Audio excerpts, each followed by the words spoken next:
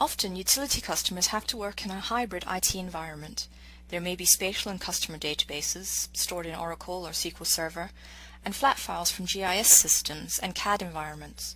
Combining this data that already exists can contribute to better decision making and could result in more efficient business processes across departments and job functions. In this example, you could start with a regular drawing of a water network and may want to add different data in order to create a map for a report or a comprehensive map book for field crews. Using open source FDO technology allows for quick and easy access to a number of data formats within a familiar CAD environment. You may want to start by adding some aerial photography as a background to your map. Using the wizard, you can navigate to and connect to the folder containing the imagery you want and choose the individual images to add to your map. All these separate images can be combined into one named layer for simplicity in the Display Manager. We can call it Aerial and add it to the map.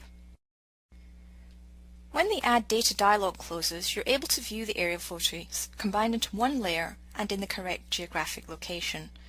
A great advantage of using this FDO technology to connect to rasters is that Map3D simply references the data.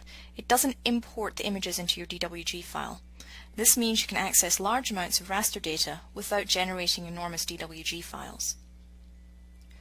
Other types of data can be added as well. You may have land parcel data held in Esri shapefile format. Instead of getting the GIS department to spend time translating a section of the data for you, simply use open source FDO to connect directly to the same file used by the GIS department. AutoCAD Map3D also understands over 3,000 spatial reference systems, so even though the parcel data is held in a different geographic coordinate system to the base map, the data is transformed on the fly to fit it into the correct geographic space. Other information, such as hydrant data, may be held in Autodesk SDF format. Again, the same wizard-driven process can be used to select and to add the hydrant data to the map. No time lost in translation, no data loss, and no data redundancy.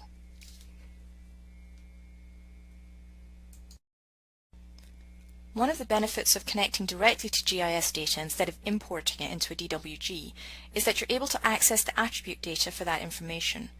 If you select a feature on the map, the corresponding feature will be highlighted in the data table, and vice versa. Different feature tables can be selected from the drop-down list, allowing you to view all of the attribute tables within one window.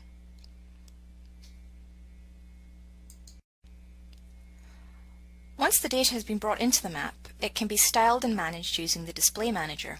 For example, we may want to change parcel color or represent hydrants using a standard CAD block. Properties such as fill pattern, transparency, fill color and outline color can all be set using the Style dialog. Here, land parcels are made almost transparent so that the aerial photography can be viewed beneath them. Point data can be represented by standard AutoCAD blocks, allowing you to keep visual consistency in your maps, whatever data they are created from. Here we can choose a block from a symbol library. Let's choose a valve over here and hit OK. And we can also scale them and change the fill color and edge color to make sure that the blocks are visible in your map.